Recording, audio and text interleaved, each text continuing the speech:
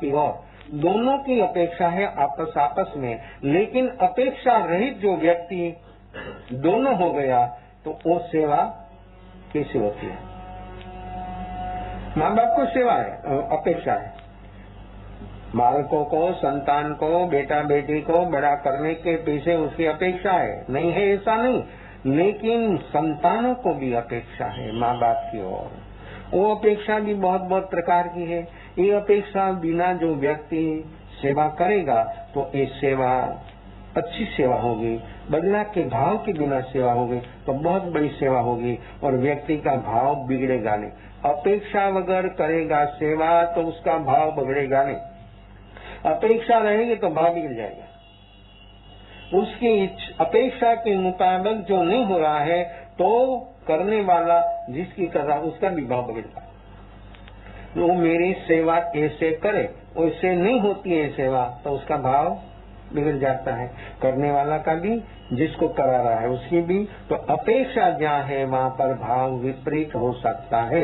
अपेक्षा के रहित जो दोनों व्यक्ति होती है तो सचमुच उदय से एक दूसरा ऊपर उठ सकता है।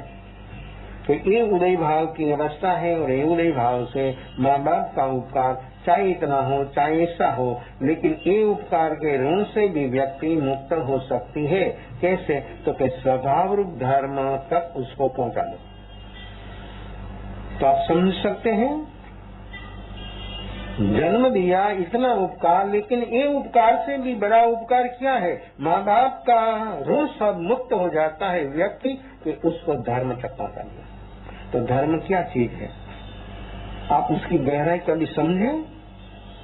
आपके हृदय से कोई बात पहुंची कि ये धर्म इतना कि माँ बाप का ऋण से भी मुक्त करा देता है? कैसा है? ऐसी अद्भुत सेवा है और ये सेवा अपने जीवन में जहाँ तक नहीं सुनेगी, नहीं सही अर्थ में रहेगी, तहाँ तक हमारी यात्रा कैसे आगे चलेगी?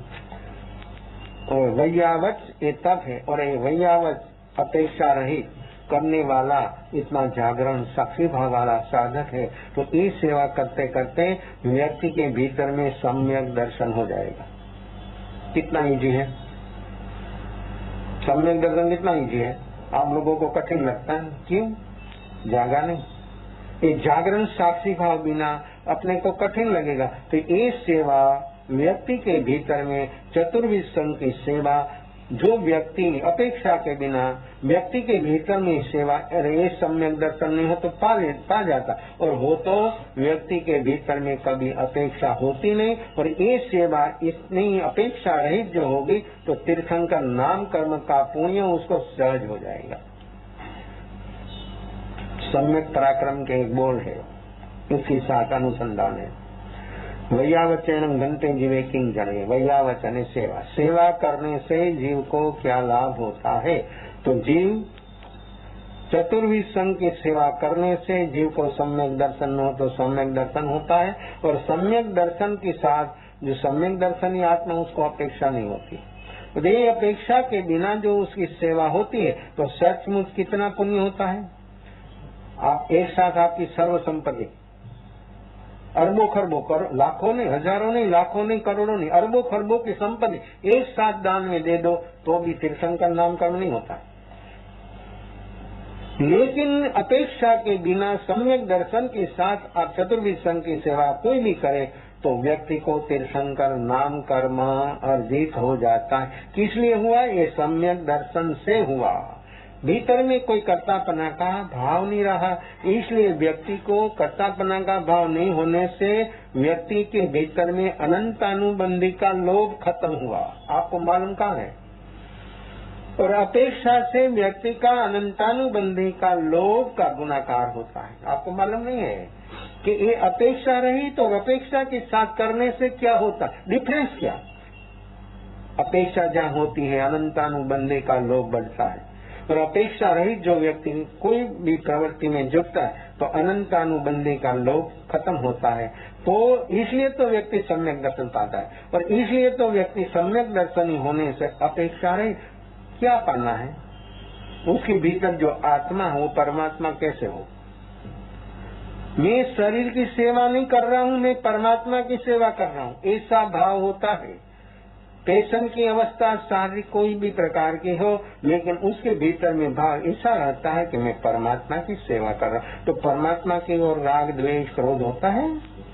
आप प्रतिमा के सामने नहीं क्रोध मान माया लोग करते हैं, तो जीवंत परमात्मा के सामने कर सकते हैं। तो ये सब जीवंत परमात्मा है। आपको लगा?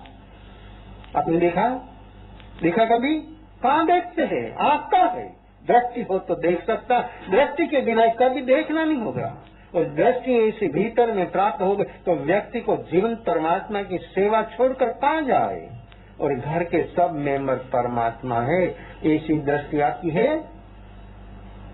ये सम्यक दर्शन कितना इजी है, लेकिन हमने कितना विषम बना दिया है, हमने कितना कठिन बना दिया हमारी मान्यताओं से। ऐसी दृष्टि नहीं होगी तहाँ तक व्यक्ति को कभी काम नहीं होगा। समय अपना पूरा हो रहा है, तो समय तो भागता रहता है, अपना काम करना है, अपने से होने वाला है। तो ये सेवा, ये अभ्यंतर तीसरा नंबर का तप है अभ्यंतर। बाह्य तप में वस्तु छोड़ने की है, अभ्यंतर तप में भीतर से प्रकृतियों से ऊपर उठना है। तो हम उठे, देखो काम कर देंगे आप, कोई भी बताएंगे घर में बाहर में कर देंगे, लेकिन भीतर में किस किस प्रकार की आपकी मन की अवस्था होती है वो आप कभी देखें और देखने का थोड़ा प्रयास करेंगे तो सचमुच आपका काम हो जाएगा। बाहर का काम करते करते आपका भीतर का काम होगा, दृष्टि होगी, लक्ष्य होगा, तो भीतर का काम पहला होगा। बाहर का काम तो होता है, प्रमाद से भी होता है, जरूरत से भी होता है, बेहोशी से भी होता है, रूटीन से भी होता है, और बिना भाव भी आप सेवा करते हैं। उसी से आपको भी अर्थ ध्यान करने वाला को और कर रहे हैं उसका सभी को अर्थ ध्यान बढ़ेगा। अर्थ ध्यान से हमारे मुक्त होना है। 3 प्रकार का उपकार। पहला उपकार माँ बाप का, दूसरा सेठ का, तीसरा सदगुरु का। तो धर्म माँ बाप की सेवा शारीरिक करे चाहे इतनी करे तो भी उसका ऋण से आप मुक्त। शास्त्र तो कहाँ तक बताते हैं कि चमड़ी उतार कर आप उसकी मोजड़ी बनाकर आपके माँ बाप को पढ़ाओ, तो भी ऋण से पूरी नहीं होता। लेकिन धर्म तक पहुँचा दो तो ऋण से मुक्ति। क्यों? ये आत्मा सारा जन्म मरण का कारणों से ऊपर उठ जाता है, इसलिए ऋण से मुक्ति हो जाती है। बाहर के उदय भाव में कभी ऋण से मुक्ति हो और वहाँ से उदय भाव का तो गुणाकार होता है। तो ये पहला उपकार में हम उसके ऋण से कैसे मुक्त हो, ऐसी सेवा। तो सेवा है, लेकिन मैं बोलता हूँ सेवा धर्मो परम गहनो योगी ने अपगम्य। योगी पुरुषों को भी ये सेवा कठिन है, तो आपका तो समझ, सेवा के साथ समझ, ये अंतर समझ, भीतर की समझ, अपेक्षा रहित ये सेवा, ये समझ, ये सही सेवा होगी और ये सेवा से दोनों को लाभ होगा। करने वाला को भी, जिसकी हो रही है उसको भी, उसकी भी 100% सदगति हो सकती है। ऐसा वो आत्मा को व्यक्ति सचमुच शांत, ऐसा शांत बना देता है, चाहे ऐसा स्वभाव। लेकिन व्यक्ति जो सेवा ऐसी करेगा तो सचमुच वो शांत हो जाएगा, स्वस्थ हो जाएगा। शारीरिक बीमारी होगी, मानसिक स्वस्थता हो जाएगी, तो व्यक्ति सचमुच उसका भी कल्याण ही कल्याण, अपना भी कल्याण। ऐसी अपेक्षा रही सेवा करने में जुड़े, हमारा भी कल्याण विशेष भाव में अवसर पर। कल व्याख्यान नीचे हॉल में है, कम्युनिटी हॉल में। समय अपना कल तो आत्मसिद्धि है, इसलिए 8:30 बजे आत्मसिद्धि शुरू होगी और फिर 9 बजे से व्याख्यान शुरू होगा।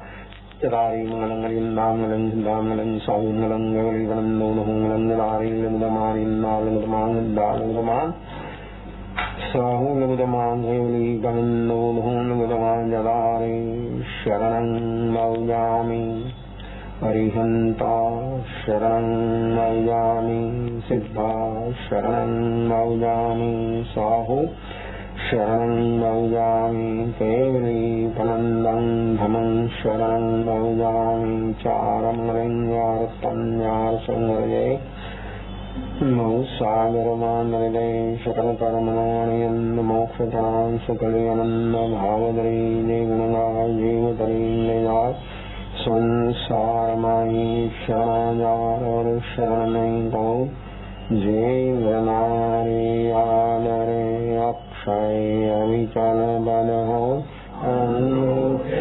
अमृतवसे